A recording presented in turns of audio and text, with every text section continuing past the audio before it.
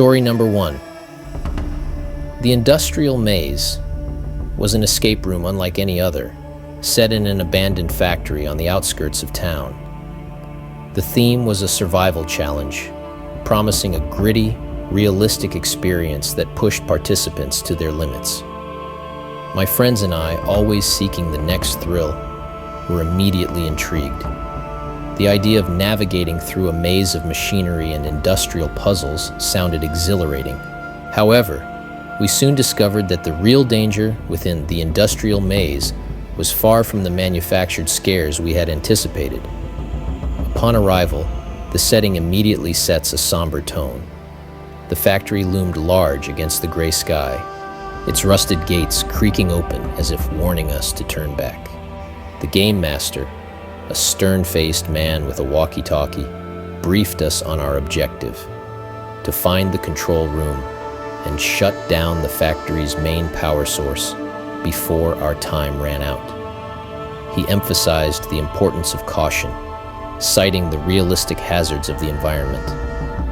His parting words, "Remember, it's not just a game," echoed ominously as we stepped inside.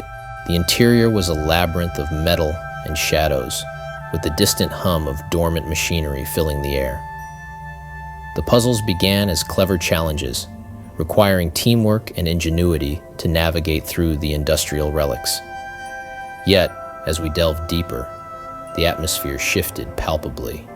Real dangers became apparent: exposed wiring, unstable flooring, and machinery that, despite the supposed abandonment of the factory, occasionally disconcertingly whirred to life. Our sense of unease turned to outright fear when we stumbled upon evidence of someone or something else within the maze. Footprints in the dust led us not to the next clue, but to a makeshift den hidden in the bowels of the factory, filled with belongings that suggested someone was living there, watching us. The realization that we were not alone, that the factory was home to a real threat, transformed our adventure into a desperate bid for survival. The climax came as we neared the control room, only to find our path blocked by the unmistakable figure of the factory's inhabitant.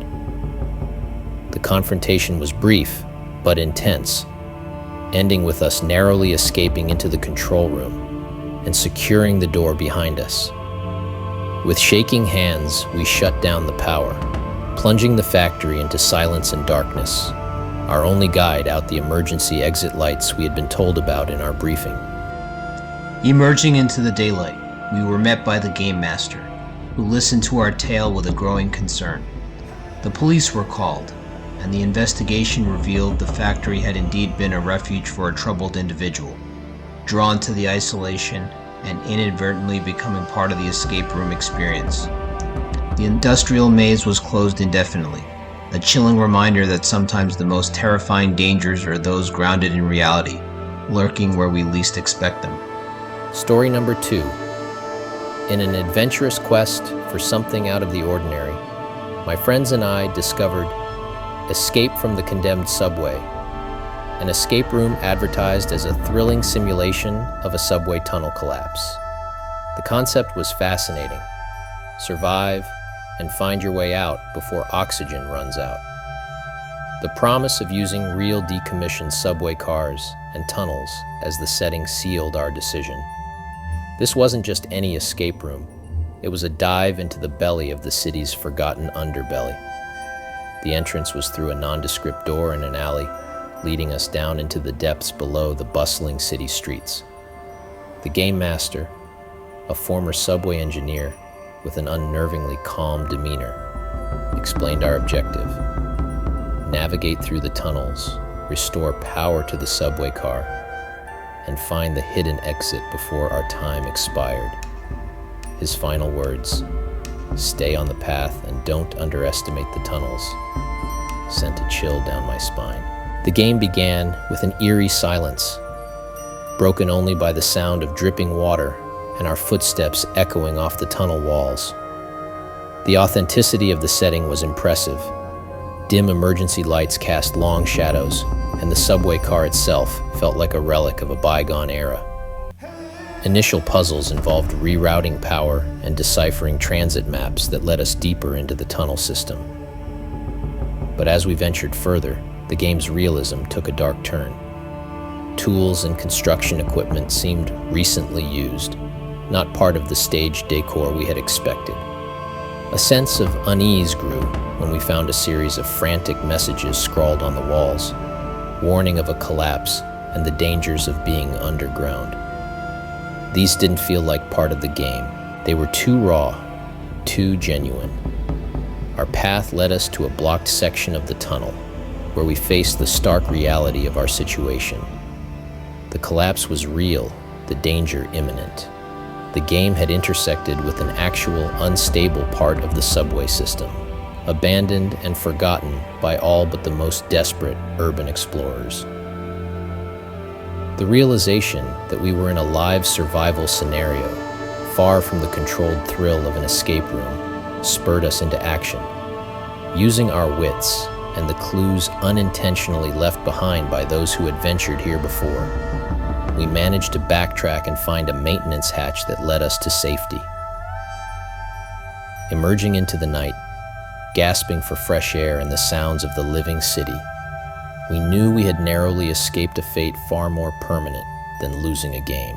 The police and city officials were alerted to the hazardous conditions that we had uncovered. Escape from the condemned subway was shut down and the entrance sealed. Our brush with real danger in the pursuit of entertainment left us with a profound appreciation for life and a story that blurred the lines between adventure and survival. Story number 3. Intrigued by the novelty of an outdoor escape room, we were drawn to The Night at Cold Harbor Farm, set against the backdrop of an allegedly haunted farm with a history of mysterious disappearances. This escape room promised a blend of real-world exploration and puzzle solving, challenging participants to uncover the truth behind the farm's dark past and find a way to escape before becoming part of its legend. As the sun dipped below the horizon, we stepped onto the abandoned farm, now transformed into a sprawling outdoor escape room. The game master, a local enthusiast of Cold Harbor's lore, detailed our mission: to solve the mystery of the disappearances and locate the escape route by midnight. His earnest caution: remember, it's just a game, but respect the shadows, lingered ominously as we ventured into the night. The game's design was masterful, weaving historical elements of the farm's past with complex puzzles that led us through dilapidated barns, across overgrown fields, and into the depths of the old farmhouse. The authenticity of the setting, coupled with the chilling ambiance of the farm at night, set the stage for an immersive experience that blurred the lines between game and reality. Our journey reached its harrowing peak as we deciphered the final clue, pointing us to the farmhouse's root cellar, a place rumored to have been the site of the last sighting of the missing persons. Expecting another puzzle, we were unprepared for what awaited us. The cellar, concealed beneath a trapdoor in the kitchen, was a time capsule of the farm's grim history, filled with personal items from the past and recent newspaper clippings about the escape room. As we sifted through the artifacts, a chilling realization dawned on us. The escape room was more than a game. It was a live investigation into the disappearances. The evidence suggested that someone had been using the guise of the game to continue Cold Harbor's legacy of vanishing visitors. The sound of the trapdoor slamming shut above us snapped our attention back to the present.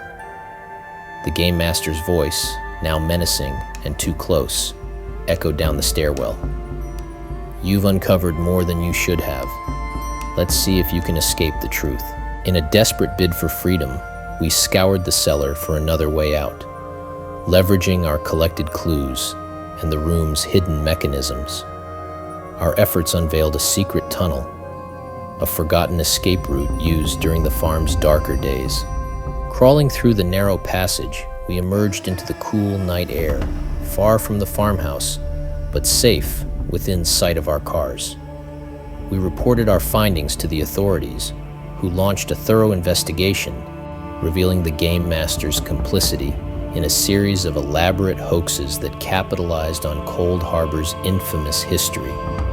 While no harm was intended, the line between entertainment and endangerment had been irrevocably crossed. The night at Cold Harbor Farm was immediately shut down, but the experience left us with a profound lesson. Some stories, especially those rooted in truth, are too delicate to be played with.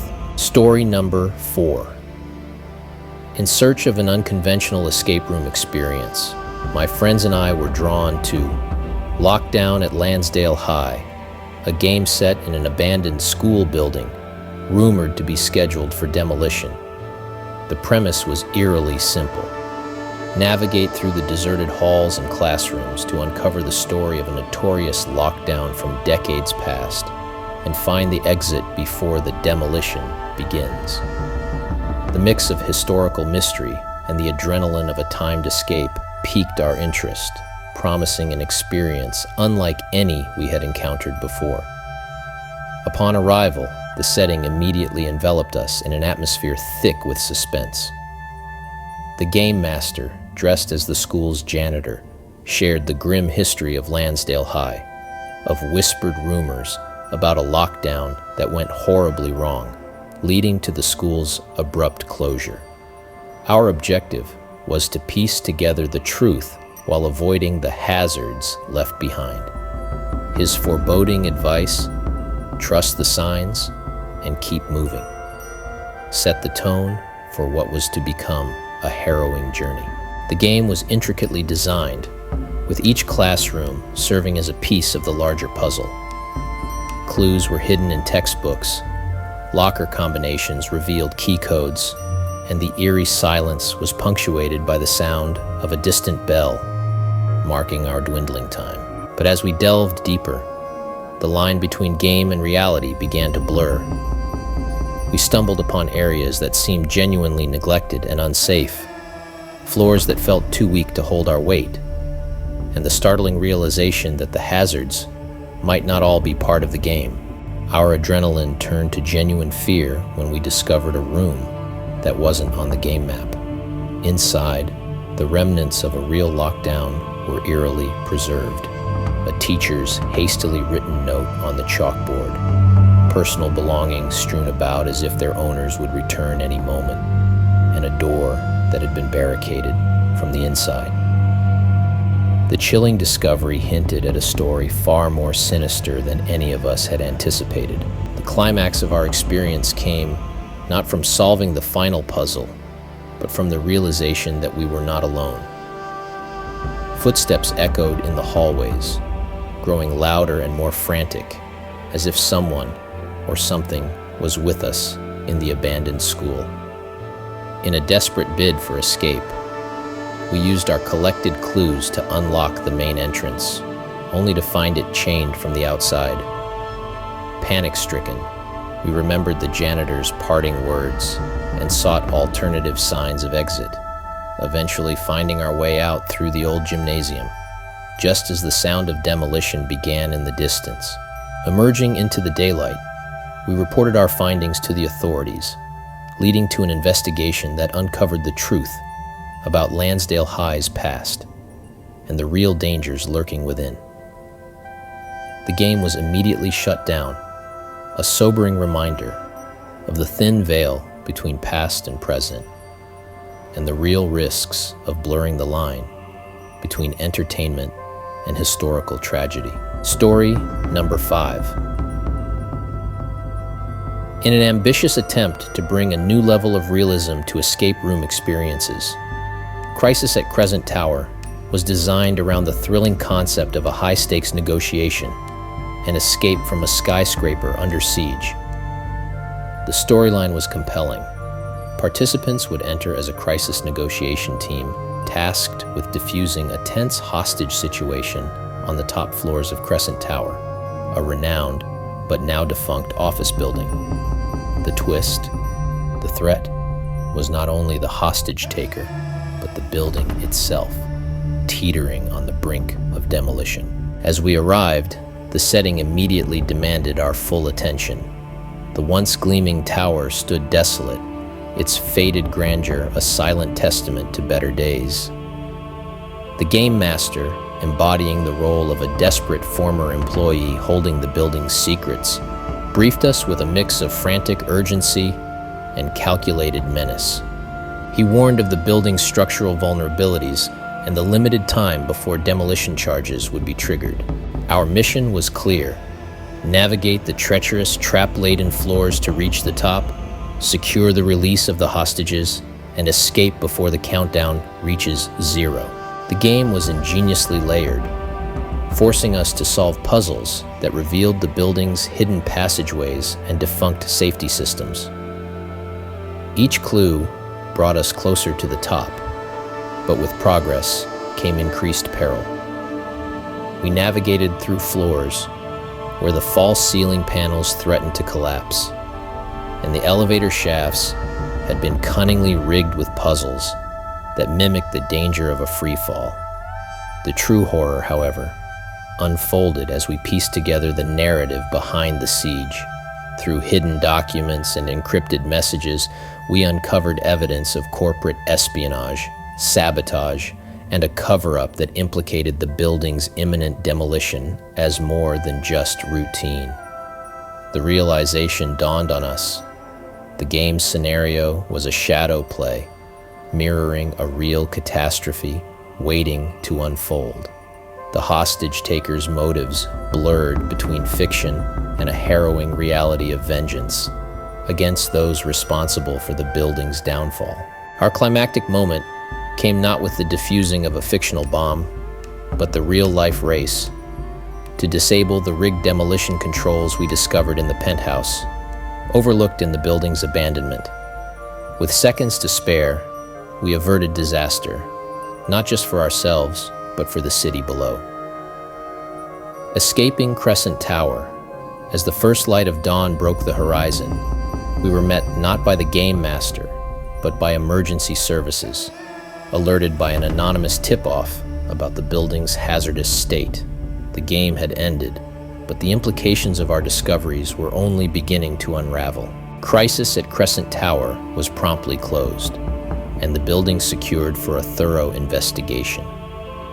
The line between entertainment and reality had been perilously thin, teaching us a vivid lesson in the consequences of forgotten histories and the shadows they cast.